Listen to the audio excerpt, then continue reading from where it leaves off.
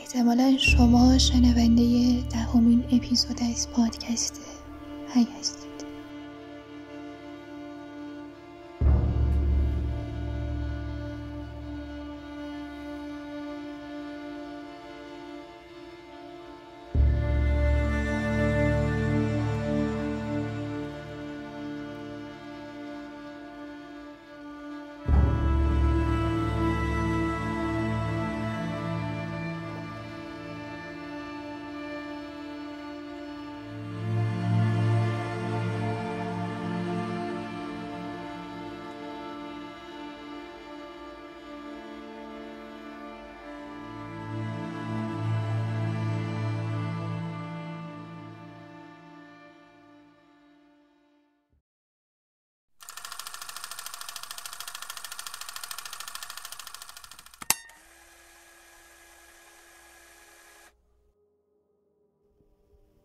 ناملایمات‌های هستی بخش گلپرور من،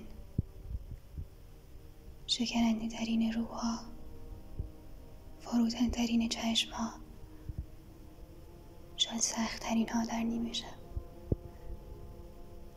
سپیده ها را به یاد بیاور، مه‌آلوده ها، بخارها، موسیقی های موجبار، شناورتر، رنگارنگتر، حس جهان وطنی بیشتر، گاهی با عناصر شرقی یا عربی، موهای باد خورده در نسیم سرد، نمدار و خواب‌آلود در مزرعه روز، و تو دختر 6 ساله کوچک من که در دشت رعایت کردم و چه بد کردم. روزی جایی، لاله‌زاری، 4 راهی، 4 شنبه‌ای باز هم ملاقاتت می‌کنم و دستت را می‌فشارم که تو یگانه کودک من در منی. گلخانه‌ای برای تو، چتر نجاتی برای تو. می‌خواهم که بعدها بشنوی در نوار صوتی که در زیر پله آبادیت به جا گذاشتم که تو مقصر نبودی.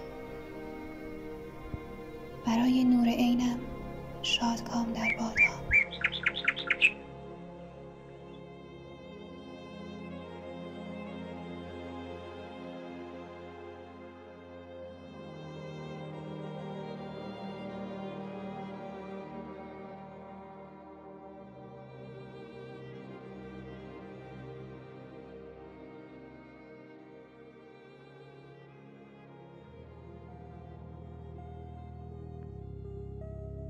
حتی زمانی که لاک نیلی میزد، با وجود اینکه ترک برداشت و رنگ باخته بود، با ناخن‌های ترک خورده به فکر ترمیم دوباره یا نبود.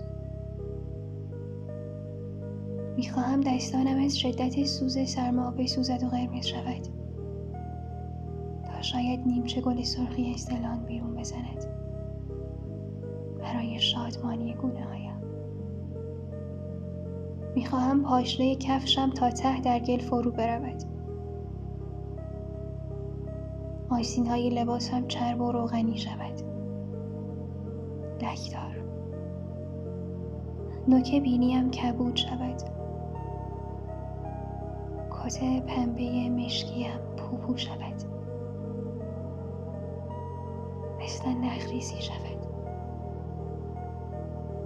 کنار مچ دستم با عضوی داغ خط بیفتد، لبهایم همیشه پوست و خشک باشد، استخوان‌های ترقوبم از شدت لاغری بیرون بزند، کیک را با آب بخورم، چای را با قند نخورم، فقط با یک خط لب جگری آراویرای صورتم را تمام کنم، دل را به دریا بزنم.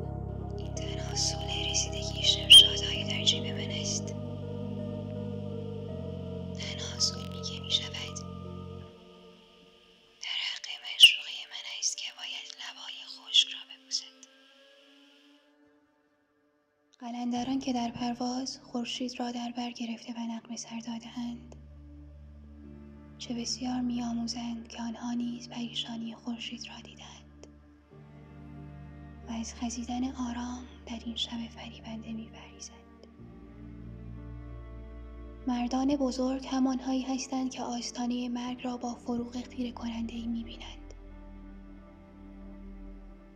چشمان کور می‌توانند شب آسا بدرخشند و شرربار باشند. طغیان بر مرگ روشنایی.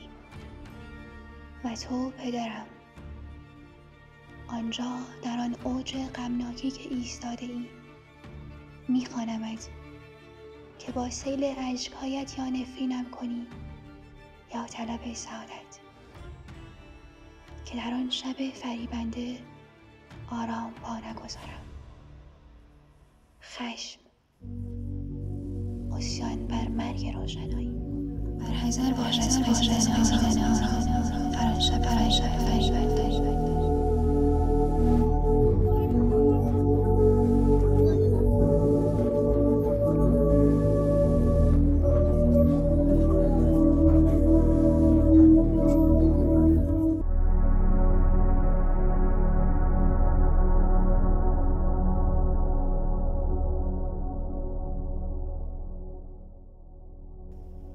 این اپیزود هم با غزلی از فاضل نظری تمام میکنه.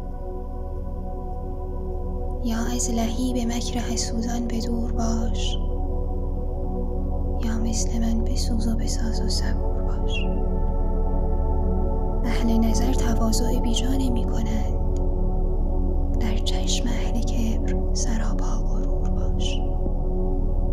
بی اعتنا به سنگ زدنها در این مسیر، همچون قطار در تب و تاب عبور باش. روشن نمی شود به چراغی جهان، ولی یادآور حقیقت پیدای نور باش.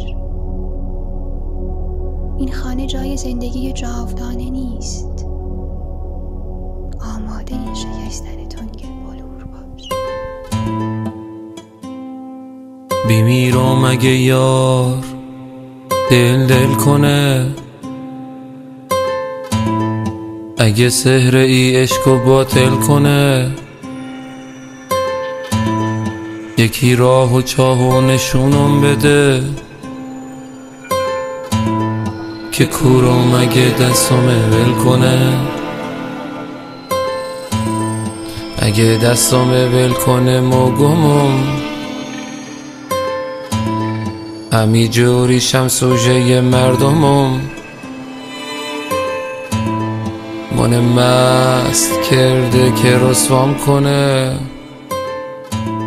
شرابم کجان شیشه چندمه.